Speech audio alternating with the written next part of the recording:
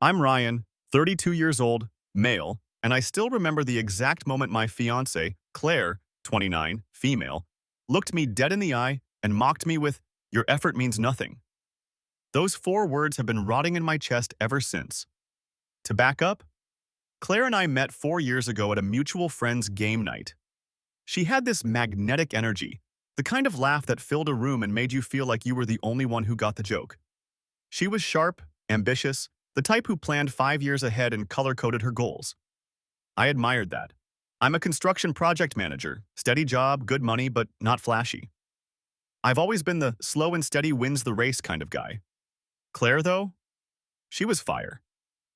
And when fire looks at you like you're the center of the world, it's easy to ignore the burns. Early on, there were hints of how things would go. She'd tease me about being too practical, like when I surprised her with a weekend cabin trip. She laughed and said, "Cute, but when are you going to take me somewhere real, like Paris?" I brushed it off. I thought she just dreamed big. My friends even said, "Man, she pushes you, that's good." I wanted to believe that. When we got engaged last year, I thought we'd balance each other out, my groundedness, her vision. But wedding planning cracked that illusion. She wanted a ballroom wedding with a string quartet, an ice sculpture, a champagne fountain, the works. I suggested maybe 80 guests instead of 250. She looked at me like I'd asked her to cancel the whole thing. I picked up extra hours, even skipped out on guys' trips, just to funnel more money into our joint wedding account. And one night, after I told her I'd worked a double shift just to cover another vendor deposit, she smirked and said it. "Your effort means nothing. It's just money. Stop acting like you're sacrificing." I froze. My chest literally hurt.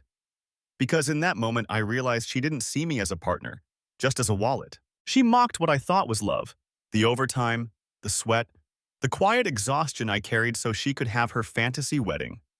Instead of fighting, I went quiet. Something inside me shifted.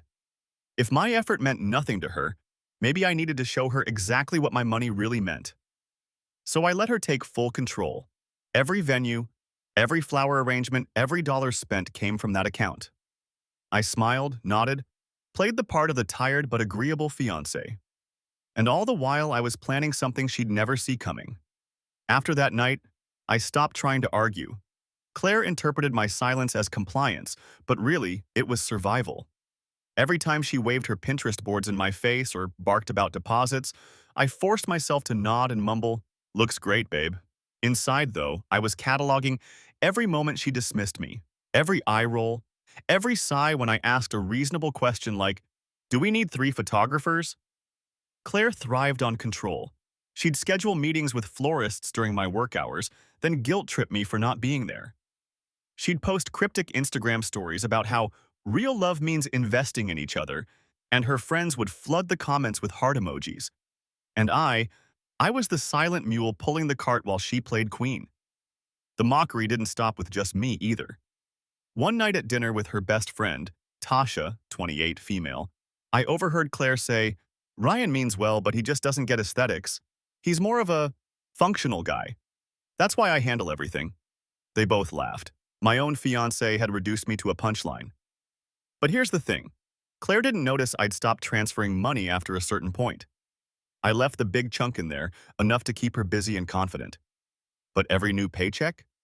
Straight into a separate account she didn't know about. Watching her swipe the joint card with a smug smile, thinking she was bending me into her vision, became its own twisted form of therapy. The cracks really started showing when she insisted on this absurd engagement photo shoot. She booked some pretentious photographer who only shot in golden hour. We drove an hour out of the city to some abandoned barn, Claire in a flowing dress, me sweating through a stiff shirt. The guy had me lifting her like we were in a Nicholas Sparks movie while mosquitoes ate me alive. Claire kept snapping at me. "Smile! Try harder! You look like you don't even care!" And I wanted to scream, "Of course I care. I care so much I'm working myself into the ground while you treat me like a prop." But I didn't. I just carried her, smiled for the camera, and filed the memory under reasons to leave. That night, scrolling through the pictures she immediately posted online, I noticed the captions. "Dreaming of forever with my perfect man." Dozens of comments gushing about us, calling her lucky. If only they knew. The irony was suffocating. That's when I realized Claire didn't love me. She loved the image of me. She loved the curated fiancé who bankrolled her fantasies. And I knew, with absolute clarity, that I wasn't going to stand at the altar and play along. Not after everything. No, when the time was right, I was going to show Claire just how much my nothing effort was worth. Don't forget to subscribe. The longer I stayed quiet, the bolder Claire got. It's like she mistook my silence for submission. She started throwing these little digs in public. At dinner with her parents, she said, "Ryan's good at paying for things, but he's hopeless when it comes to design. Thank God one of us has vision." Her dad chuckled politely. Her mom gave me this look, half pity, half judgment, like I was a dull knife in their daughter's perfect kitchen set. And Claire ate it up. She was glowing, in her element. She liked belittling me in front of people. The worst was when she started treating our wedding like it was hers alone. She bought a $3,000 crystal centerpiece without even telling me, then acted offended when I asked if it was refundable. "Why don't you trust me?" she snapped. "This is my job, Ryan. Your job is just to provide." That word, provide, lodged itself under my skin. Not partner, not build together, just a bank account with a pulse. Then came the meltdown that burned into my memory. We were at the venue doing a walkthrough. Claire was strutting around like she owned the place, snapping at the coordinator about lighting angles, when I suggested maybe we didn't need a live harpist for cocktail hour. Just an idea. Claire stopped mid-sentence, turned on me in front of the staff, and shrieked, "God, Ryan, why do you always try to ruin things? This is my day. If you can't even pretend to care, maybe you shouldn't be here." The room went silent. The coordinator avoided eye contact, fiddling with her clipboard. My ears burned. My jaw clenched so hard I thought my teeth might crack. I didn't yell back. I didn't storm out. I just stood there, staring at Claire, thinking, this is the person I almost married. On the drive home, she pretended nothing happened. Hummed along to the radio, scrolled through her phone, casually asked me to swing by Starbucks. My humiliation was still raw, sitting like a stone in my chest, and she acted like I was invisible. That night, when she fell asleep with her phone clutched in her hand, I sat in the dark living room staring at the joint account balance, watching the number dip lower and lower every week, knowing she thought she had me trapped. But she didn't know what I knew. She didn't know about the private account. She didn't know I'd been quietly pulling contracts out of my name. She didn't know I was weeks away from detonating everything she'd built on my dime. Claire thought she was playing me. But I was letting her build her own stage, so I could pull the curtain at the perfect moment. The breaking point came on a random Thursday night, 3 weeks before the wedding. I got home late from work, still in my boots, exhausted and smelling like sawdust. Claire was in the living room surrounded by swatches and fabric samples, phone in one hand, wine glass in the other. "Finally," she said without looking up, "we need to talk about upgrading the linens. The silk blend looks cheap on camera." I dropped my bag by the door, stared at her and said, "Claire, we can't afford more upgrades." That was all it took. She slammed her wine glass onto the coffee table so hard it splashed red across her binder. Then she stood up, eyes wild. "You're such a buzzkill, Ryan. Do you even want this wedding? Do you even want me?" Her voice was sharp, frantic. My hands were shaking, not from fear, but from the sudden realization that she actually believed this circus equaled love. When I didn't answer right away, she grabbed one of the fabric swatches and hurled it at me. Just a stupid square of cloth, but the gesture carried so much venom it might as well have been a knife. "Your whole vibe is pathetic," she spat. "I'm building something beautiful, and you're dragging me down with your little paycheck worries. No wonder people laugh at you." That one stung. Because I had overheard her friends snickering about me before, calling me the construction guy, like I was some dumb manual laborer too boring for their glittery social circle. But what she did next, that sealed everything. She stormed over to the wall where we'd hung one of our engagement photos, the fake smile ones from that mosquito-infested barn, and ripped it down. Glass shattered across the hardwood. She dropped the frame at my feet, shards scattering around my boots, and said through gritted teeth, "This is what it looks like when you don't try." For the first time in months, I felt something shift in me. Not despair, not shame, just clarity. I didn't yell, didn't cry. I stepped over the glass, grabbed my bag again, and said calmly, "Okay, keep planning. Do whatever you want." She blinked, caught off guard by how flat my voice was. "So you'll stop fighting me on this?" I nodded once. Exactly. Her face lit up like she'd won some great victory. She had no idea that in that moment, I wasn't agreeing. I was checking out. I let her believe she'd broken me, let her think I was cowed into silence. And while she went back to scribbling in her binder, humming like nothing happened, I sat in the bedroom later that night with my laptop open, finalizing the withdrawals, setting the timers, watching the pieces slide into place. Because if Claire thought my effort meant nothing, she was about to see exactly what nothing looked like. Don't forget to subscribe. 3 weeks turned into 2, and with each passing day, Claire's behavior slid further off the rails. One night, I walked in to find her and Tasha sprawled on the couch, empty bottles of Prosecco on the table, my credit card statement open on Claire's laptop. She didn't even try to hide it. "We had to make a few last-minute adjustments," she said, grinning like a kid caught sneaking cookies. "Don't worry, babe, it's an investment in our future." An investment? That's what she called the $2,200 she dropped on monogrammed wedding favors. Who even needs custom-engraved shot glasses with our initials on them? I said nothing, just sat there and watched her scroll through dresses online while Tasha smirked at me. But inside, something was boiling. Later that week, it got worse. I was shaving before work when Claire barged into the bathroom, holding her phone, tears streaming down her face. "You're embarrassing me," she shouted, shoving the screen in my face. It was her Instagram post, a picture of us at that barn photo shoot. Someone had commented, "He looks tired, is he okay?" "That's your fault," she cried. "You never smile right. People are starting to notice you don't care about me."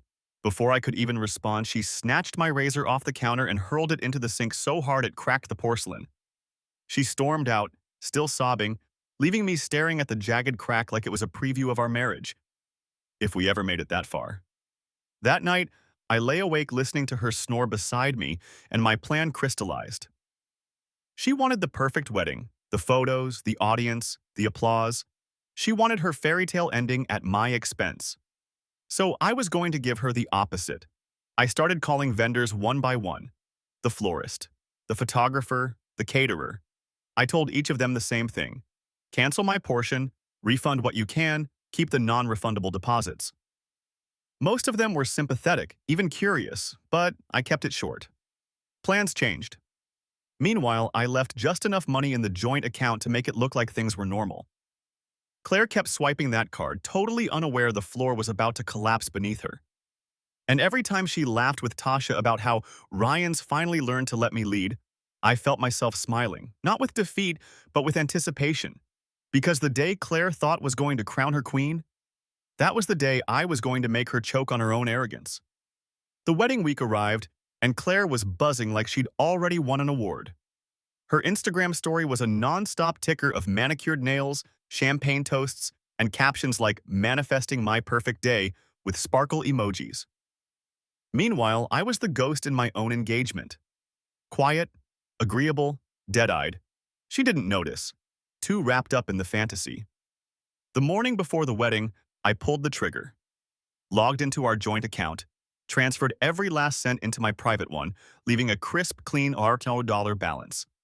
It felt like air rushing back into my lungs. By noon, the phone calls started. First from the florist, then the venue, then the photographer. Claire's phone blew up while she was getting her nails done. I heard her muffled screams from the bathroom, followed by the crash of something ceramic shattering against the floor. She came storming out, face blotchy, mascara streaking down her cheeks. "What did you do?" she shrieked, shoving her phone in my face. Emails, cancellation confirmations, refund notices, her perfect day unraveling in real time. I leaned back on the couch, calm as a lake. "I told them the wedding's off." Her scream was primal. She grabbed the lamp off the end table and hurled it across the room. The bulb exploded against the wall, raining glass onto the carpet. "You ruined me," she wailed. "Everyone's expecting this. What am I supposed to tell them?" I stood slowly, heart steady. "Tell them the truth, Claire. Tell them my effort meant nothing." Her jaw dropped, lips trembling. She stumbled back like I'd hit her. Then came the tantrum, a full-body meltdown. She threw cushions, clawed at her binder, tore pages from it, and ripped them to shreds. At one point, she kicked the coffee table so hard she broke a heel, then collapsed onto the floor in sobs. I didn't move, didn't yell, just watched the storm burn itself out. Finally, I picked up the shredded engagement photo she'd smashed weeks ago. The glassless frame had been sitting in a corner since then. I set it gently on the counter and said, "That's what's left, Claire. An image, nothing more." Then I walked out. Bag already packed, truck already loaded. The door clicking shut behind me was the cleanest sound I'd ever heard. Update 2. Well, it happened. First off, holy hell, you guys weren't kidding about this blowing up. The last post hit way harder than I expected. Some of you called me a legend, others said I should have bailed sooner, and a few even warned me she'd go nuclear. Spoiler, you were right. Here's how it played out after I walked out. Claire didn't just break down that one night, she kept going. When I didn't come back, she started calling nonstop. 32 missed calls in the first hour. Then came the texts. Walls of screaming caps, alternating between, "How could you do this to me?" and "We can fix this, please." By morning, she'd shifted into full-blown smear campaign mode. I woke up to find she'd posted on Instagram, "Betrayed on the eve of forever. Some men aren't strong enough for real love." She tagged me. Tagged me. Hundreds of her friends and family saw it. My phone lit up with DMs ranging from, "Bro, what happened?" to "You're trash." But here's the funny part. Remember how every vendor contract was in my name? The venue, the photographer, the florist? They all reached out to me directly after Claire tried to scream at them. Some even thanked me for giving them a heads up before she showed up spitting venom. The venue manager actually said, "Dodged a bullet there, didn't you?" I laughed harder than I should have. Her parents tried calling too. Her mom left a voicemail saying, "Ryan, whatever this is, we can work through it. Don't humiliate Claire like this." I didn't call back, because the truth is, Claire humiliated herself. All I did was stop funding the performance. And to the people who messaged me saying, "She's going to retaliate?" Yeah, about that. The night after the cancellations went public, someone keyed my truck. Deep, jagged lines down both doors. Not hard to guess who. I filed a police report just in case, but honestly, it just confirmed I'd made the right call. Here's the kicker, though. Some of Claire's own friends have been sliding into my inbox since. Tasha, the best friend who laughed at me with her, sent me this novel-length message about how Claire got carried away and how I should have handled it privately instead of being so cruel. Cruel? After months of her treating me like a walking ATM and mocking me to anyone who'd listen? Nah, I don't feel cruel. I feel free. To everyone who said I needed to reclaim my effort, my worth, you were right. For the first time in months, I'm not dragging dead weight. I've got my savings intact, my dignity, and a clean slate. Claire can keep her hashtags. I'll keep my peace. And to the commenter who said, "Don't just walk away, run," trust me, I'm already halfway gone. It's been a few weeks since the explosion and life feels eerily quiet now. Claire hasn't stopped. At first, it was a barrage of texts, voicemails, and emails. Half apologies, half threats. 1 minute she'd beg, "We can still make this work, Ryan, just give me a chance." The next she'd rage, "You'll regret humiliating me like this." When I blocked her number, she switched to new ones. When I blocked those, she showed up at my job. I was in the middle of a site walk with my crew when I heard her voice cutting through the hum of machinery. "Ryan, you can't do this to me." There she was, heels sinking into the gravel, hair a mess, mascara smeared. She marched across the lot like a storm cloud, screaming about betrayal, about how I'd ruined her reputation. My guys froze. A couple of them whispered. I walked up, calm but firm. "Leave, Claire. Right now." She slapped my clipboard out of my hands, papers scattering across the dirt. Then she burst into tears, sank to her knees in front of everyone and wailed, "I gave you everything." It was humiliating, not for me, but for her. I just turned, told one of the foremen to call security, and walked back to my truck. By the time I looked in the rearview mirror, she was gone. Word spread fast. My coworkers, my family, even old friends started reaching out. Some wanted the full story. Some just wanted the drama. My mom asked, "Did you really leave her at the altar?" I told her no, Claire left herself. The thing that stuck with me, though, was what my sister said. "Ryan, you look lighter." She was right. I wasn't carrying Claire's chaos anymore. Still, I'd be lying if I said it didn't haunt me sometimes. The image of her on her knees in the dirt, screaming my name, flashes through my head at night. Part of me feels guilty for letting it get that far. Another part of me, the louder part, remembers the razor in the cracked sink, the shattered photo, the words she spat, "Your effort means nothing." And that guilt fades. Because the truth is, if I hadn't walked away when I did, I'd still be there now, bleeding effort into a void, waiting for love that was never coming back. Now, I've got peace. And peace feels better than any wedding day ever could. It's strange how silence can feel louder than chaos. For weeks, my phone buzzed nonstop with Claire's rage. But now, nothing. Just quiet. No more late-night threats. No more Instagram posts about betrayal. No more clawing at the walls of my life. At first, I didn't trust it. I kept waiting for her to show up again, maybe with her parents in tow, maybe with some half-baked lawsuit threat at. But days passed, then weeks. And slowly, it hit me. The storm had burned itself out.